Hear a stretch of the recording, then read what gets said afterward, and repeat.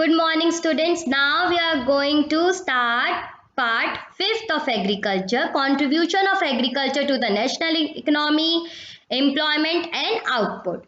So now agriculture has been the backbone of Indian economy through its share in its gross domestic product.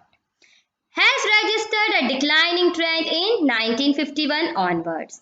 तो 2010 और 2011 में 52% of the total workforce was employed in the main farming sector that we know as a primary activity. So now declining the share of agriculture in the GDP is the matter of serious concern because any decline and stagnation in agriculture will lead to a decline in a other sphere of economy having wider implications for the society. तो government ने इसमें सबसे पहले establish करा Indian council of agriculture research ICAR, agriculture universities, veterinary services and animal breeding centers, horticulture development, research and development in the field of meteorology and weather forecast, etc. were given priority for improving Indian agriculture.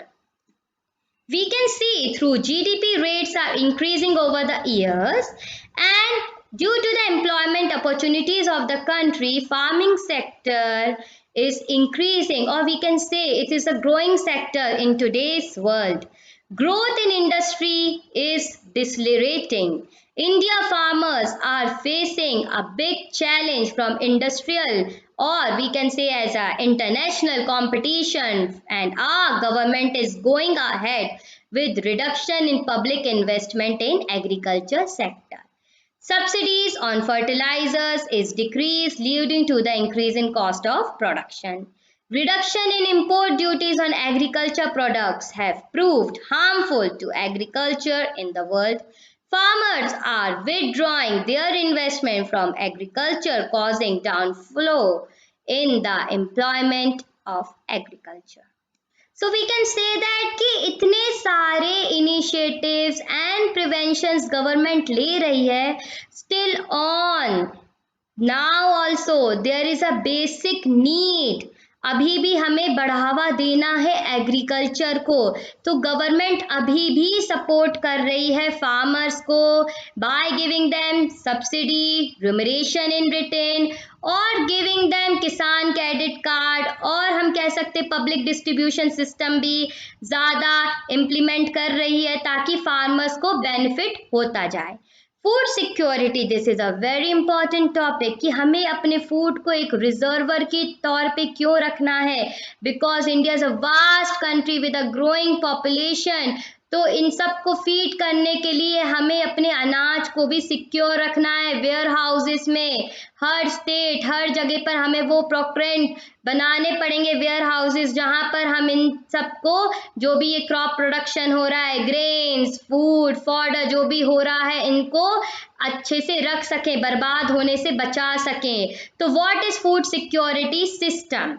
In order to ensure availability of food to the all section of society, our government carefully designing a national food security system. It is having two components. ये हमें याद रखना है, buffer stock and public distribution system. Public distribution system एक programme है जो provide करता है फूड, ग्रेन्स और एसेंशियल कमोडिटीज को सब्सिडाइज प्राइस पे रूरल एंड अर्बन एरिया में, और ये प्राइमरी ऑब्जेक्टिव प्ले करता है to ensure food grains to the common people at affordable price. कम दाम पे सामान उपलब्ध कराना गरीब लोगों को जो those are coming in below poverty line, इनको. The policy focus in the growth in agriculture production and on fixing the support prices for the procurement of wheat and rice to maintain the stock. Food Corporation of India FCI procures and stocks food grains, whereas distribution is ensured by public distribution system. तो हमें ये देखना है कि food grain कैसे procure हो, इनके क्या एडवांटेज और डिसएडवांटेज हो सकते हैं. तो सबसे पहले food corporation of India food grains को फार्मर से लेता है मिनिमम सपोर्ट प्राइस पे. मिनिमम सपोर्ट प्राइस क्या होती है? अगर फार्मर का 100 रुपीज लग रहा है फूड क्रॉप उगाने में फॉर एग्जाम्पल, और फूड अगर बर्बाद हो जाता है तो गवर्नमेंट तब भी उनको एक सपोर्ट प्राइस देती है, जितना भी इनका खर्चा हुआ होता है, सपोज 70-80 रुपीज हुआ है प्रोडक्शन में खर्चा, तो government is going to provide them, ताकि उनका एकदम से नुकसान ना हो, लॉस में ना चले जाएं वो। The government use to provide subsidies, देती है एक तरीके से, on agriculture inputs, fertilizers, water etcetera. These have now reached to the sustainable levels, have also led to a large scale of inefficiencies in the use of these scarce inputs. तो excessive use of water fertilizers led to water logging, पानी बह जाता है, over पानी ज्यादा मात्रा में पहुंच जाता है जमीन के अंदर, सैलिनिटी, नमक, depletion of micronutrition in the soil. जब भी किसी चीज का एक्सेसिव यूज होगा वहां पर डैमेज होना स्टार्ट हो जाता है. The high minimum support price subsidies in input and committed to the Food Corporation of India purchases have distorted the cropping pattern. तो हम इसमें ये भी बोल सकते हैं कि wheat and paddy crops grown in Punjab and Haryana are for minimum support price that they get by the farmers. And government take this initiative, which has created serious imbalance in intercrop parties. So now the next question arises, how are consumer divided? What are the drawbacks and disadvantage? तो consumers हमारे divide होते हैं two parts में. Below poverty line, गरीब रेखा के नीचे, above poverty line, middle class, और we can say high level people of the society. So this categorization is not perfect as a member of deserving, poor, excluded from below poverty line category, and some of so-called above poverty line slip back to below poverty line because of the failure of one crop. And it is administratively difficult to accommodate such shifts. इन सब चीजों में हम एक चीज देख सकते हैं कि हमें एक सेल्फ सफिशिएंट होना बहुत ज्यादा जरूरी है. तो गवर्नमेंट हमें एक एग्रीकल्चर इंफ्रास्ट्रक्चर प्रोवाइड करने की कोशिश कर रही है और लेटेस्ट टेक्निक्स फार्मर्स को ट्रेन कर रही है, लोगों को ऑर्गेनिक फार्मिंग की तरफ बोल रही है कि आप ये उगाइए, और एक अच्छे high quality of production of crops के लिए सजेस्ट कर रही है, टेक्निक्स लेके आ रही है to improve the quality as well as quantity of crops and to improve the living condition of the farmers. So insist of concentrating only on wheat or rice food crop. So we can say the food crop with a better growth potential in that particular area must be encouraged. तो creation of infrastructure like irrigation facilities की बहुत ज़्यादा ज़रूरत है. Availability of electricity may also attract private investments in agriculture. The focus on increasing food grain production, which should be on sustainable basis, and also free trade in grains will create massive employment and reduce poverty in rural area. तो कैसा होगा हमारा India का future अगर हम उसमें food security लेके आते हैं? Shift from cultivation of food crops to cultivation of fruits, vegetables, oil, seeds, and industrial crops. This has led to the reduction of net sown area under cereals and pulses. Competition for land between non-agriculture uses and agriculture has reduced net sown area. Productivity of land is declining due to fertilizers, pesticides, and insecticides.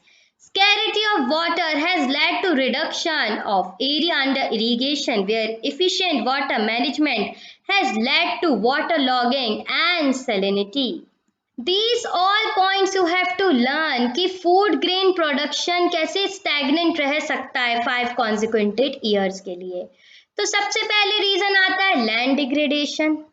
Land की fertility नीचे जाती जा रही है because of over utilisation of land without no improvement. Reduce water storage in aquifers due to unsustainable pumping. Third, inadequate storage and marketing facilities. Farmers have to pay high price for high yield variety of seeds, fertilizers, etc., but lack bargaining power to fix prices in their favor. Higher the supply, lower is the demand. This causes distress sale.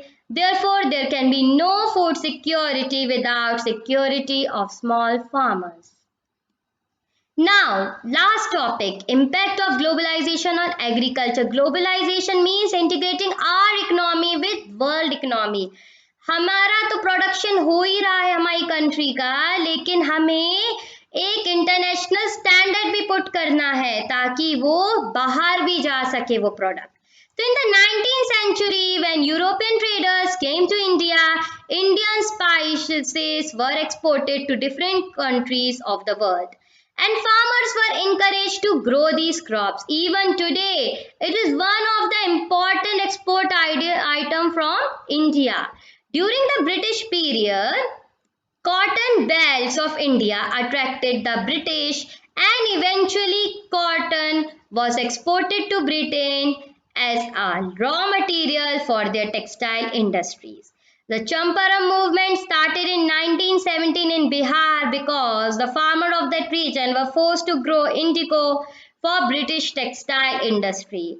So globalization particularly start हुआ 1991 से, जब farmers were expose to the new challenges कि आपको तो production करना है but आपको international market international standard के हिसाब से quality and quantity of goods देने हैं. जो भी आप मार्केट में सप्लाई करते हो उसमें क्वालिटी होनी चाहिए.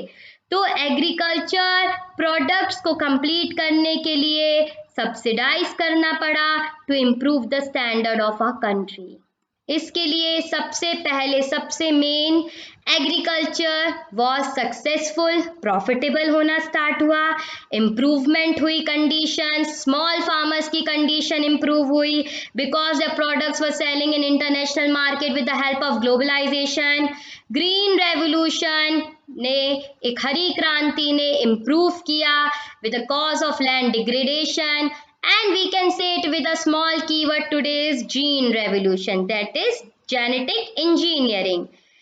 Second thing we can say organic farming is much vogue today because it is practiced without factory made chemicals such as fertilizers and pesticides.